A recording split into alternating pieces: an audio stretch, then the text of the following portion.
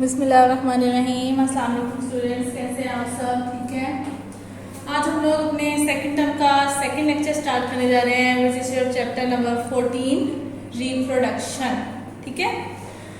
सो अब हम लोग इस चैप्टर में आज जो टॉपिक्स पढ़ेंगे उनमें हम पहले रिप्रोडक्शन की डेफिनेशन पढ़ेंगे कि रिप्रोडक्शन क्या होती है, फिर उसकी टाइप्स पढ़ेंगे जिसमें एसेक्सुअल रिप्रोडक्शन और सेक्सुअल रिप्रोडक्शन आ जाता है, यानी कि दो तरह से रिप्रोडक्शन हो रही है। फिर एसेक्सुअल रिप्रोडक्शन के हम मेथड्स पढ़ेंगे।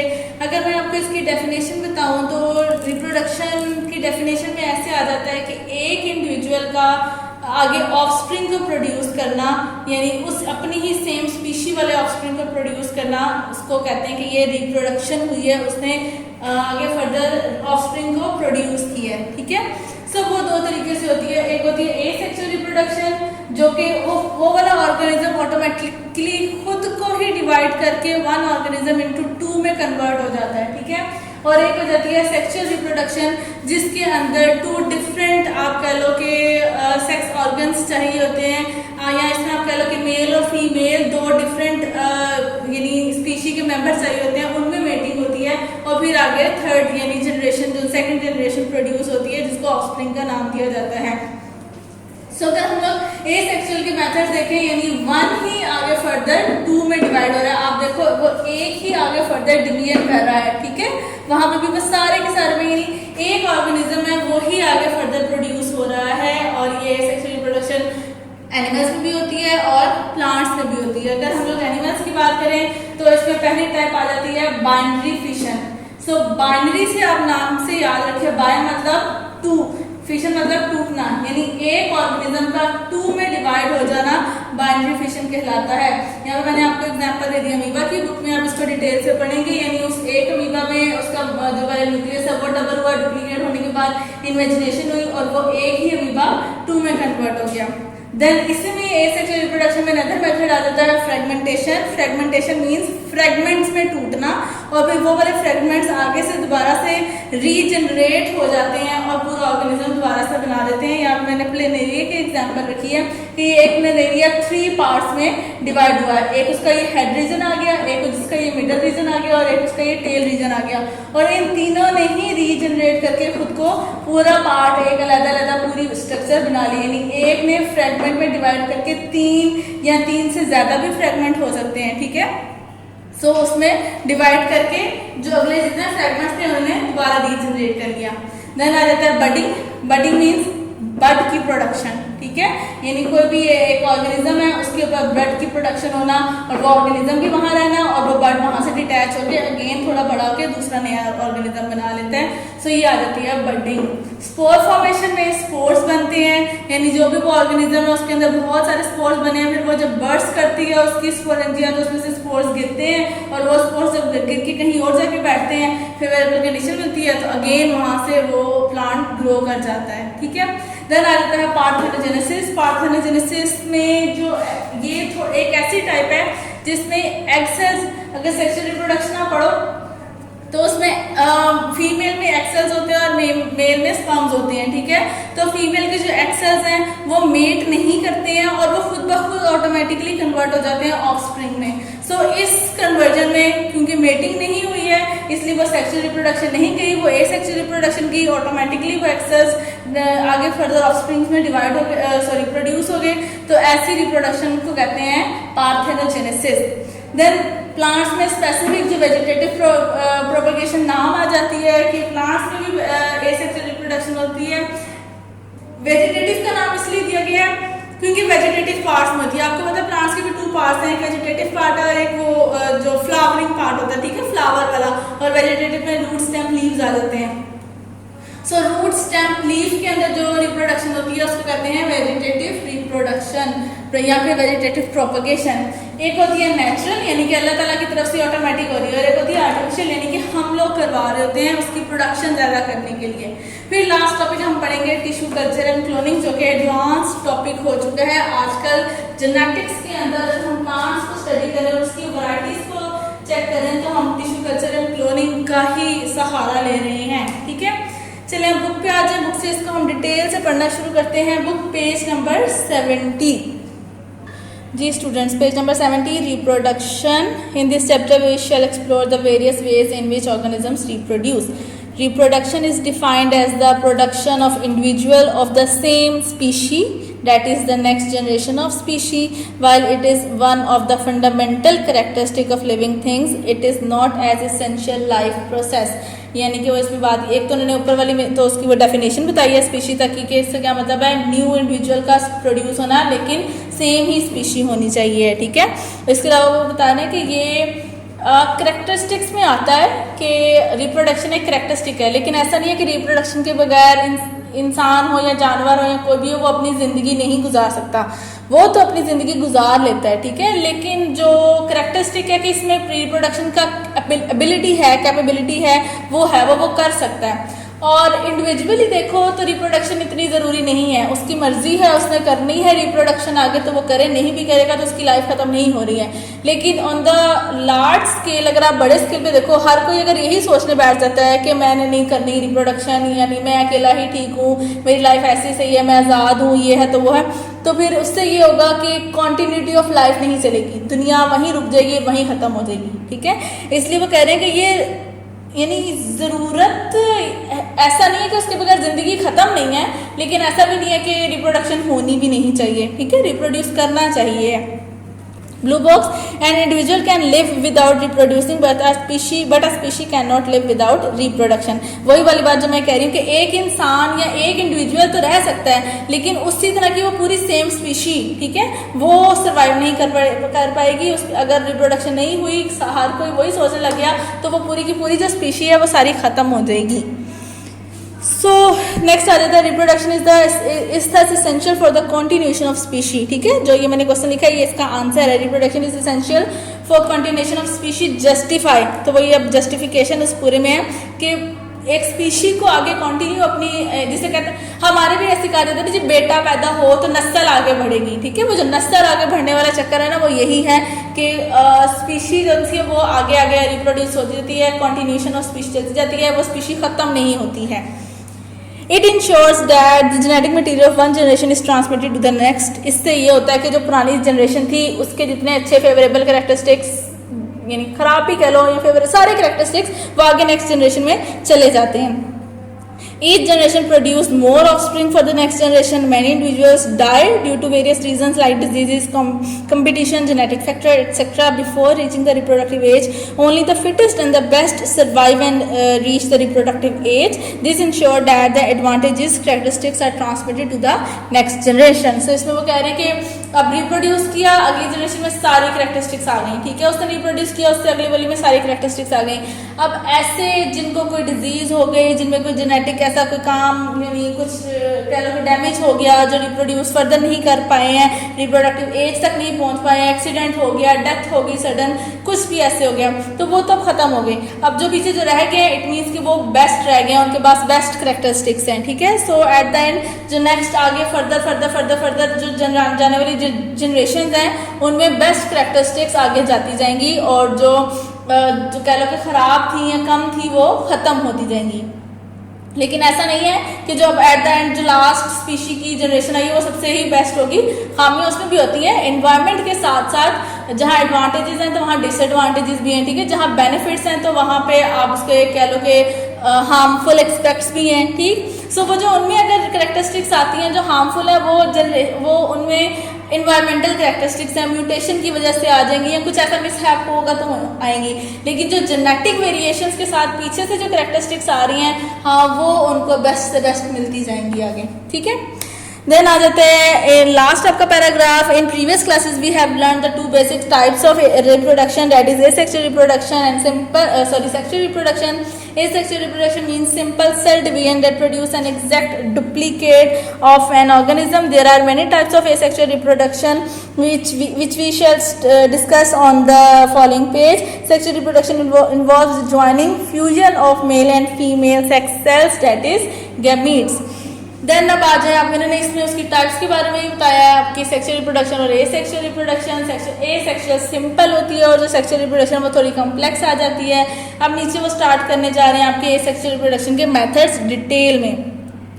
Asexual reproduction does not involve the fusion of gametes. There are many types of asexual reproduction, all producing individuals that are genetically identical to each other and to the parent. वो यहाँ पे क्या कह रहे हैं कि asexual reproduction में जितने भी आगे further ऑफस्प्रिंग प्रोड्यूस होते हैं वो जेनेटिकली आइडेंटिकल होते हैं. आइडेंटिकल मतलब सेम कॉपी होते हैं, ठीक है, आपस में भी. और जो अगर उनका पेरेंट है, जो पेरेंट जो आगे फर्दर कन्वर्ट हुआ 2 में, पेरेंट वो भी, और अगर अगले जो फर्दर 2 है वो देखो तो दो आपको सेम लगेंगे. आपको पता नहीं चलेगा कि ये पेरेंट था या फिर ये न्यू जो डॉटर सेल्स यानी जो आगे न्यू सेल्स बने हैं ये वही हैं, ठीक है. अगर आप यहाँ पे भी एग्जांपल इसमें भी देखो तो देखो जो ये चीज़ है वही सेम ये चीज़ है, और ये पेरेंट था और ये डॉटर सेल्स बन गए, पर दोनों ही सेम है, ठीक है. सो अब फर्स्ट आपका आ जाता है topic binary fission. Binary fission means division into 2. It is the simplest and most common method of asexual reproduction. It occurs in prokaryotes जो कि बैक्टीरिया आ जाते हैं, many unicellular eukaryotes for example protozoa and some invertebrates. 3 उन्होंने बताए हैं, prokaryotes, unicellular eukaryotes and protozoa. Binary fission in bacteria यानी कि प्रोकैरियोट्स में है. The DNA is duplicate and so 2 copies of DNA are form या प्रोड्यूस, जो कि अब ये सारी वो दिखा रहे हैं आपको. The 2 copies move towards the opposite poles of cells. The cell membrane invaginate in centre and divide the cytoplasm into 2. अब यहाँ पे वो क्या कह रहे हैं कि पहले तो डीएनए की 2 कॉपीज हुई. अब डीएनए की जब 2 कॉपीज हुई तो वो दोनों कॉपीज आपस में एक दूसरे के यानी पोल्स पे चले गई. जब पोल्स पे चले गई तो उसके बाद ये जो सेल मेम्ब्रेन है वो अंदर की तरफ इन्वेजिनेट होना शुरू हो गई है. So and divides the cytoplasm into 2. New cell wall is deposited between 2 cross membranes. It results in the formation of 2 daughter bacteria which grow in size and divide again. ठीक है, यानी कि अब अगेन दो बैक्टीरिया बन गए हैं और वो 2 बैक्टीरिया सेम कॉपी उसी तरह है जैसे पेरेंट की थी. अब वो बैक्टीरिया फर्दर आगे डिवाइड करेंगे और नेक्स्ट न्यू आगे 2 डॉटर सेल्स प्रोड्यूस करते जाएंगे. ऐसे 2 से 4, 4 से 8 और आगे फर्दर कॉन्टिन्यूटी चलती जाएगी. देन आ जाता है डिवीजन ड्यूरिंग बाइनरी फिशन इन यूनिसेलुलर यूकैरियोट्स. पहले हमने प्रोकैरियोट्स में पढ़ा, अब हम यूकैरियोट्स में पढ़ने जा रहे हैं. The nucleus of parent organisms divide into 2 by mitosis. अब इसमें माइटोसिस हो रही है, ठीक है, प्रोकैरियोट्स में माइटोसिस नहीं हो रही थी. सो इसमें वो कह रहे हैं कि माइटोसिस के जरिए जो हमने पूरा प्रोसेस पढ़ा हुआ है उससे उसका जो न्यूक्लियस है वो 2 में डिवाइड हो जाता है. अगेन वो 2 में डिवाइड होकर पोल्स में जाता है और इन्वेजिनेशन होती है और divide into 2 organisms. So it is followed by the division of cytoplasm. The 2 daughter cells of almost equal size are formed. Daughter cells grow in size and then divide again. So prokaryotes, unicellular eukaryotes. अब नीचे आ जाए some invertebrates. Some invertebrates also reproduce asexually through binary fission. During this reproduction, body is cut into 2 halves. ठीक है, अब देखो मैंने planaria को जो बनाया था वो फ्रेगमेंटेशन में भी बनाया था. ये देखो यहाँ पे भी प्लेन एरिया है और इधर भी है. अगर एक प्लेन एरिया जस्ट 2 में डिवाइड होता है, यानी देखो 1 से ये जस्ट 2 में डिवाइड हो रहा है तो ये बाइनरी फिशन है. लेकिन वही सेम प्लेन एरिया में अगर एक की जगह 2, 3 यानी जगह पे कट लग के फ्रेगमेंट्स आ जाते हैं तो वो फिर फ्रेगमेंटेशन चला जाएगा, वो बाइनरी फिशन नहीं जाएगा. ठीक है. So during this reproduction, body is cut into 2 halves. Fission and the missing body part are regenerated in both halves. This type of asexual reproduction is common in planarias and many echinoderms. ठीक हो गया binary fission. Next आ जाए blue box. Some unicellular organisms like amoeba form hard wall called cyst around them under unfavorable condition. When favorable conditions return, the nucleus of parent divides into many daughter nuclei by repeated division. This is followed by the division of cytoplasm into several parts. Each new part of cytoplasm encloses one nucleus, so a number of daughter cells are formed from a single parent at the same time. This kind of fission is known as multiple fission. ठीक है, MCQs में आ जाता है, short question में पूछा जा सकता है. डिफाइन मल्टीपल फिशन या what do you know about multiple fission. Binary fission मतलब 2, मल्टीपल मतलब बहुत ज़्यादा. अब वो क्या कह रहे हैं कि कुछ ऐसे अमीबा होते हैं जिनमें अनफेवरेबल कंडीशन में वो डिवाइड नहीं कर पाते. ठीक है, तो उस कंडीशन में वो क्या करते हैं, वो एक तो अपने इर्द गिर्द सिस्ट बना लेते हैं जिसकी वजह से उनको कोई हार्म नहीं होता. ठीक है, बाहर का एक्सटर्नल एनवायरनमेंट उनको हार्म नहीं करते. साथ साथ वो अपने अंदर न्यूक्लियस जोन से वो बहुत ज़्यादा डिवाइड करने लग जाते हैं. ठीक है, न्यूक्लियस फर्दर डिवीजन होता जाता है बहुत ज़्यादा हो जाता है. फिर जब फेवरेबल कंडीशंस रिटर्न होती हैं तो क्या होता है, उनमें फिर वो हर न्यूक्लियस के इर्द गिर्द थोड़ी सा साइटोप्लाज्म आता है और वो सेल मेम्ब्रेन इनवेजिनेट हो जाती है और छोटे छोटे अमीबा से बन जाते हैं और वो फिर वहाँ से बर्स्ट होता है और वो वहाँ से जो पुराने वाला अमीबा होता है उसमें से निकल के वो सारे छोटे न्यू अमीबास आगे न्यू प्लेसेस पे चले जाते हैं, ठीक है। सो इसको कहते हैं multiple fission.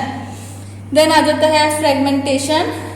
As certain worms grow to full size they spontaneously break up to 8 or 9 pieces। देखा, 2 से ज्यादा हो जाए मैक्सिमम 8 to 9 pieces तक तो वो फ्रेगमेंटेशन हो जाती है।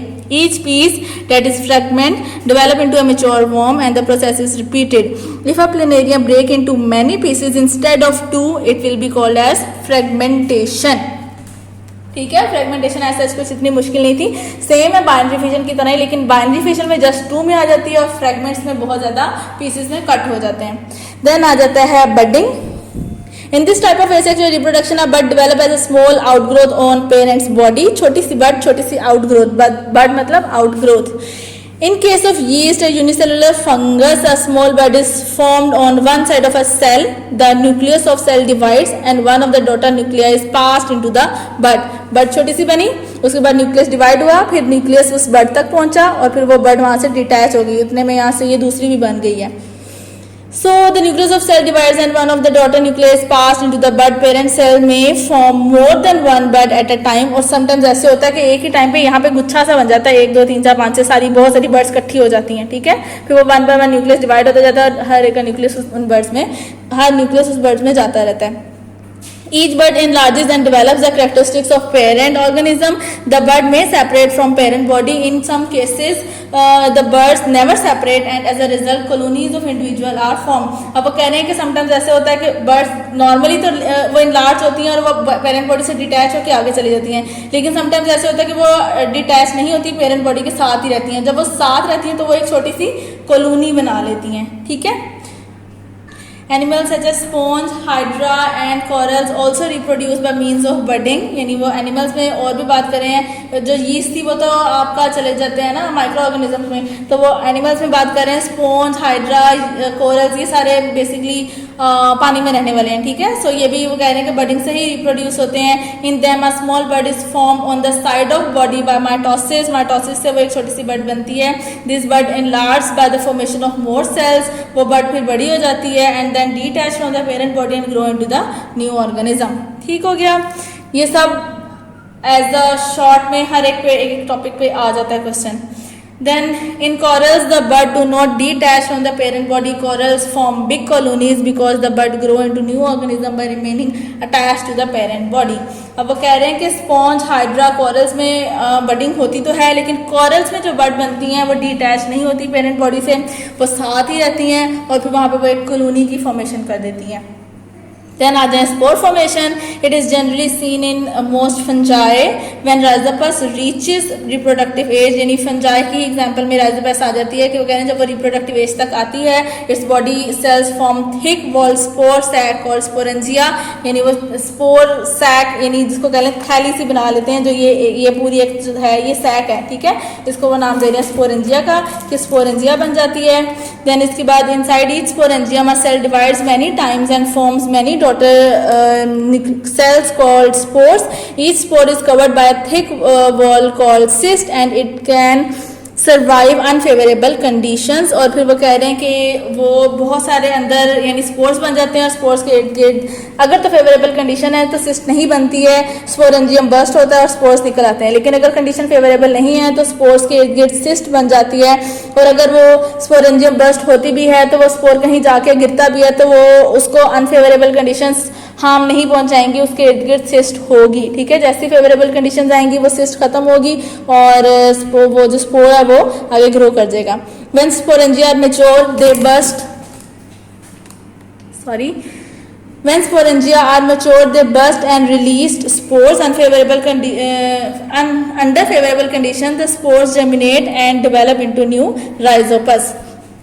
Under unfavorable conditions, some species of bacteria reproduce by spore formation, for example Clostridium and Bacillus species. इसमें वो कह रहे हैं कि कुछ प्रोकैरियोट्स में बैक्टीरिया की एग्जांपल दे रहे हैं कि वो भी स्पोर की फॉर्मेशन से आगे अपनी स्पीशी को कंटिन्यू करते हैं.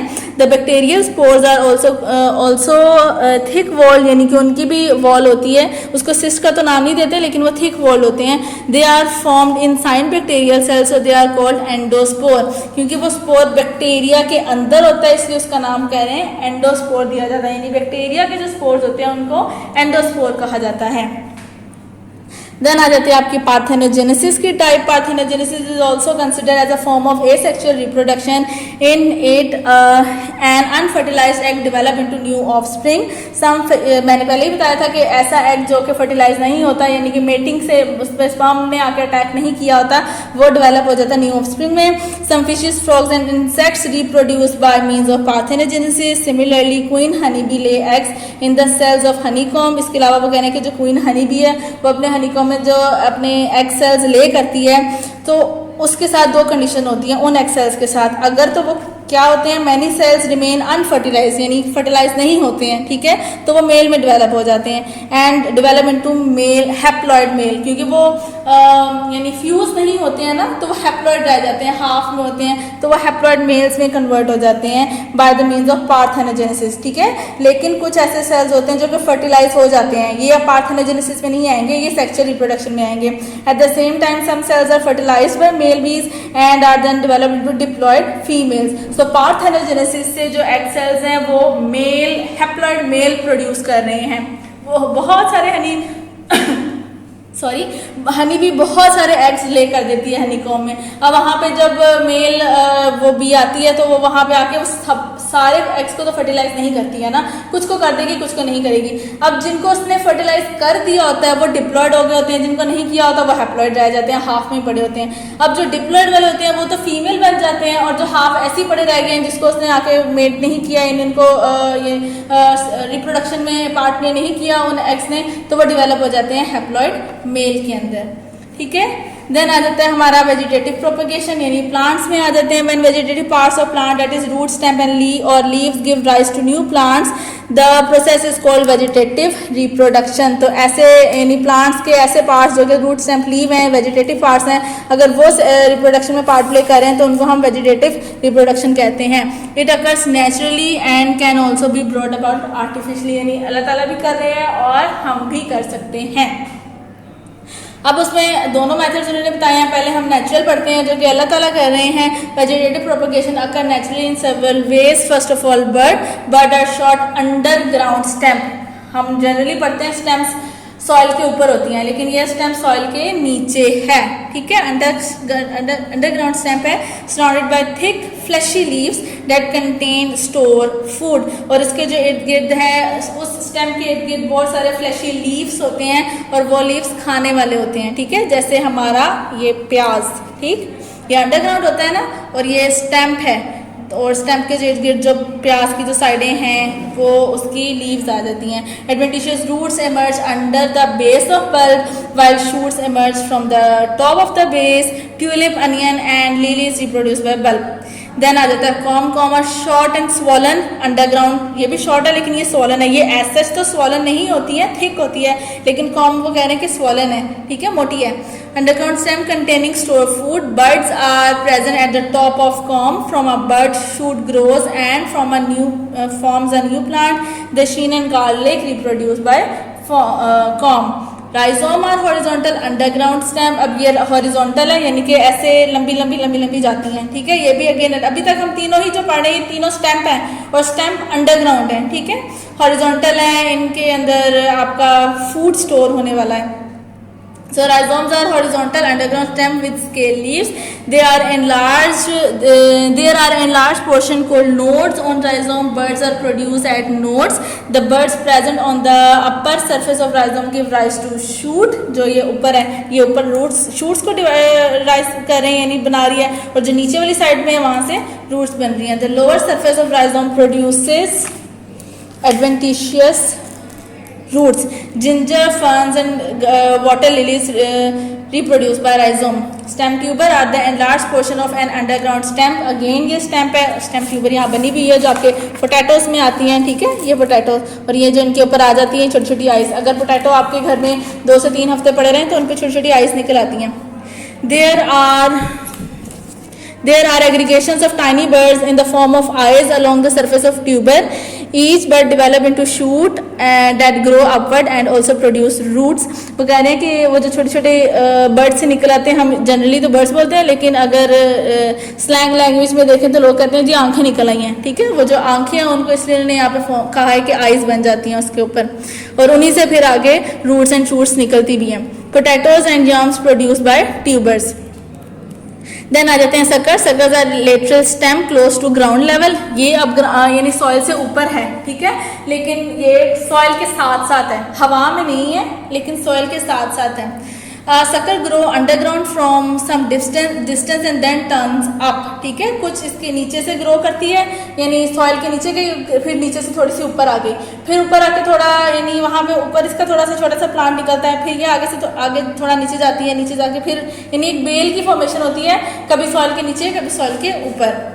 A sucker grow underground from some distance and then turns up, producing the new plant. Mint and chrysanthemum reproduce in this way. Then last 6th one आ जाता है vegetative reproduction by leaf. It is not common and is seen in plants such as Bryophyllum, Panthership.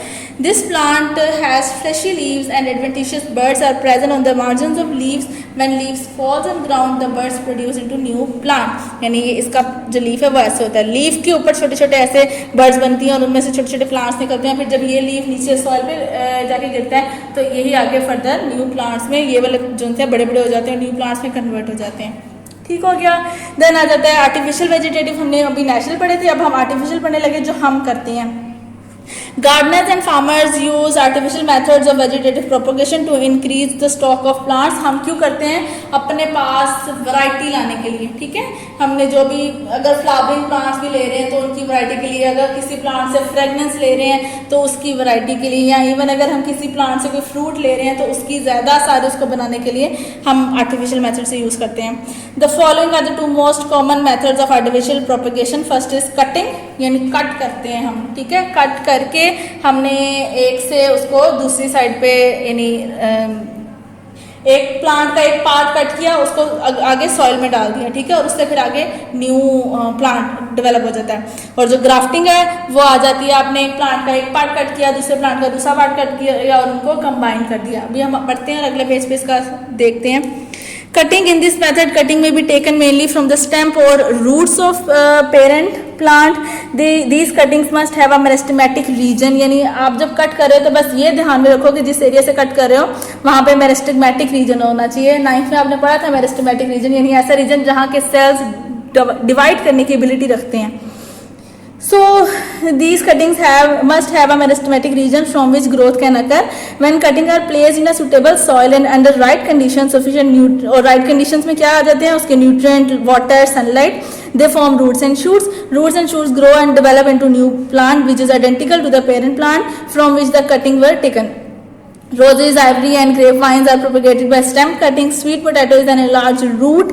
Farmers place it in moist sand or soil until it produces several plantlets. Then the plantlets are removed and planted. ये उन्होंने उसकी बात की है sweet potato की, ठीक है, कि एक स्वीट पोटैटो को लेके वो सॉइल में डालते हैं, फिर जब उसकी छोटे छोटे प्लांटलेट्स निकल आते हैं तो उसमें से वो प्लांटलेट्स को काट लेते हैं और फर्दर आगे सॉइल में प्लांट कर देते हैं। This process is used to produce many plants from a single plant. All new plants are exactly the same. This artificial vegetative propagation has been very beneficial on sugar cane plantation. यानी वो कह रहे हैं कि sugar cane जो उनसे हमारा गन्ना है उसके लिए हमें ये बहुत अच्छा फायदेमंद साबित हुई है। Then आज grafting. In grafting, a piece of stem is cut from the plant and is attached with another plant with established root system. ठीक है, यानी आपने किसी एक प्लांट का अपर पार्ट ले लिया और दूसरे प्लांट का लोअर पार्ट ले लिया जिसमें रूट्स हैं, सो वो अपर वाले पार्ट को आपने रूट्स वाले पार्ट्स के साथ ज्वाइन कर दिया. After a while the vascular bundles of the attached stem piece and the host plant are connected to each other. The stem piece and the plant begin to grow together. This method is used to propagate many roses, peach trees, plum trees and various seedless fruits including grapes. अब मैं अगर next page पे आपको दिखाऊं तो ये तो simple हो गया आपकी कटिंग की, ठीक है, कि आपने एक प्लांट का एक पार्ट कट किया, ऐसा पार्ट जिसके पास आगे ये मेरिस्टेमेटिक रीजन है, और उसको फिर आपने सॉइल में डाला और वहाँ पे वो ग्रो कर गया।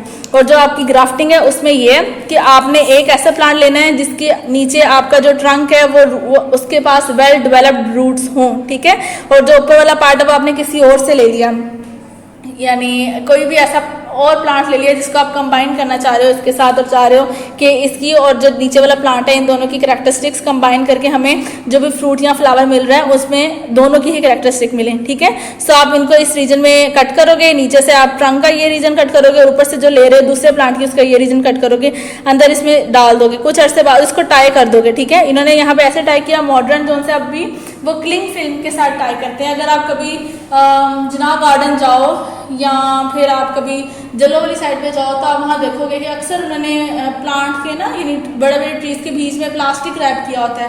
तो वो प्लास्टिक क्यों रैप किया होता है, वो इस वजह से रैप किया होता है, वहाँ पर उन्होंने उस टाइम पे ग्राफ्टिंग की होती है, ठीक है। सो कुछ अर्से बाद उनमें वस्कुलर कैम्बियम डेवलप हो जाता है और बाद में फिर वो जब वस्कुलर कैम्बियम डेवलप हो गया तो वो प्लांट फिर अपनी नॉर्मल यानी लाइफ में आ जाता है। Now advantages and disadvantages of vegetative propagation of plants, यानी अगर हम ये vegetative propagation देखते हैं तो इसका एडवांटेज क्या जाता है प्लांट को, डिसएडवांटेज क्या जाता है प्लांट्स के साथ साथ हमें भी क्या इसका एडवांटेज और डिसएडवांटेज है।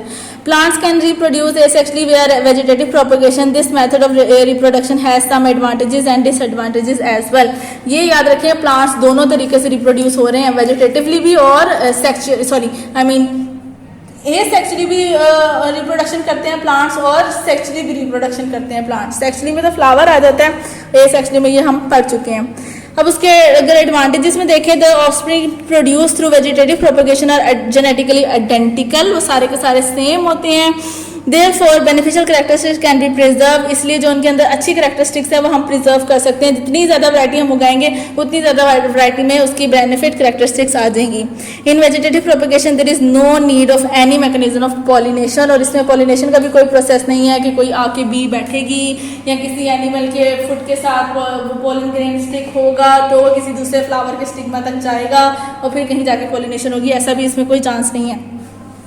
Then it help to increase number of plants at a rapid rate. So आप यानी एक ही उस प्लांट से आप ढेर सारे प्लांट्स भी यानी कटिंग में देखो, अगर आप एक प्लांट की कितनी पोर्शंस को कट करके अलग-अलग लगाओगे तो वो कितने सब बन जाएंगे। सो वो यहाँ पे ये कह रहे हैं कि आपके उसके प्लांट की नंबर को इंक्रीज करता है और रैपिड भी करता है। The organs of vegetative propagation enable many plants to pass over unfavourable condition, इसमें अनफेवरेबल कंडीशन वाला भी चांस नहीं होता।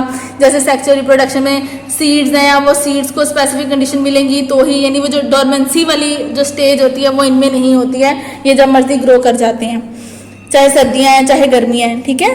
सो इसके बाद कह रहे हैं plants bear seedless fruits that can be grown only by vegetative propagation, और ऐसे प्लांट जिनमें सीड्स नहीं होते हैं वो भी ये वेजिटेटिव प्रोपगेशन के जरिए आगे फर्दर प्रोड्यूस हो सकते हैं, ठीक है।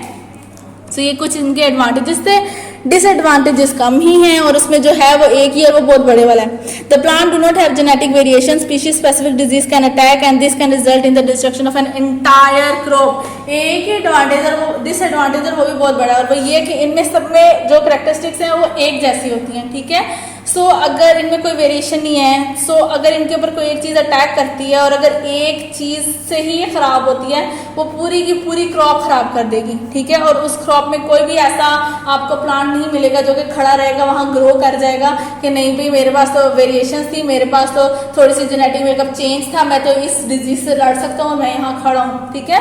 सो वो नहीं लड़ पाएगा उस डिजीज से, सारी की सारी क्रॉप तबाह हो जाएगी।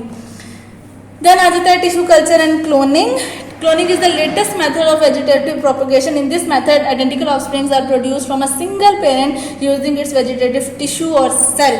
Tissue culture is the technique applied in this method. यानी क्लोनिंग एक प्रोसेस है जिसमें एक पेरेंट सेल से हम ढेरों, ठीक है, ढेरों हंड्रेड्स में आप न्यू फर्दर प्लांट्स को प्रोड्यूस कर सकते हो। और इसमें जो टेक्निक यूज हो रही है, जो मेथड यूज हो रहा है वो क्या है, वो टिश्यू कल्चर है। अब टिश्यू कल्चर क्या है, अब हम पढ़ते हैं नीचे। Tissues are taken from any part of the plant and are put in a suitable nutrient medium. Tissue लिया जाता है, उनको न्यूट्रिएंट मीडियम में रखा जाता है। The tissue cells start mitosis and produce masses of cells called cellulose. are transferred to other medium that contain different hormones for the formation of root. इसके बाद वो कह रहे हैं कि वो जो सेल जो टिश्यू है उसमें माइटोसिस होती है और माइटोसिस होने के बाद वो बहुत सारे सेल्स बना लेता है और जब वो सेल्स इकट्ठे हो जाते हैं तो वो सेलुलस बनाते हैं और वो सेलुलस को अनदर मीडियम में डाला जाता है जिसमें हार्मोन्स होते हैं ताकि वो इसकी स्टेम, लीव्स और रूट्स को डेवलप कर सकें. Cellulose make these structures and grow into new small plants. The small plants are then planted in pots and then in field. उसके बाद क्या कह रहे हैं कि वो जो सेलुलस जो बना था जिसने आगे फर्दर यानी सेलुलस बहुत सारे सेल्स थे ना तो हर सेल के पास रूट स्टेम लीव आ गई. अब जितने सेल्स के पास रूट स्टेम लीव आई वो अब हर सेल को अलग-अलग करो और छोटे छोटे प्लांट्स में रख दो, पॉट्स में रख दो और फिर उसके बाद उन पॉट्स को आप पूरी इन्वायरमेंटल कंडीशंस अप्लाई करो और फिर देखो कि वो इतने से छोटे से वो जो आपने एक टिश्यू लिया था उस टिश्यू से कुछ सेल्स लिए थे उससे हंड्रेड्स ऑफ सेल्स आपने माइटोसिस के जरिए बनाए, सेलुलस बनाया और हंड्रेड्स ऑफ सेल्स को सेपरेट किया और सेपरेट करने के बाद अलग-अलग पॉट्स में रखा और अलग-अलग पॉट्स ने फिर उनमें प्लांट को उगा दिया. ठीक हो गया, क्लियर है ये सब. सो अब टिश्यू कल्चर क्लोनिंग पे क्वेश्चन आ जाता है, एडवांटेजेस डिसएडवांटेजेस पे आ जाता है, कटिंग यानी इन सब पे जो आता है ऐसा अभी लॉन्ग कुछ भी नहीं है लेकिन शॉर्ट में सारे ही हैं. ठीक है, अभी तक हमने जितना पढ़ा ये सारा शॉर्ट में है. शॉर्ट में आपसे पूछे जा सकते हैं ये सब. अच्छे से याद करें इसको, डायग्राम्स को अच्छे से याद करें, बनाए डायग्राम्स को लिखें और अच्छे से याद करके इसको लिखना भी है. ठीक है, लिखते रहें. अल्लाह हाफिज़.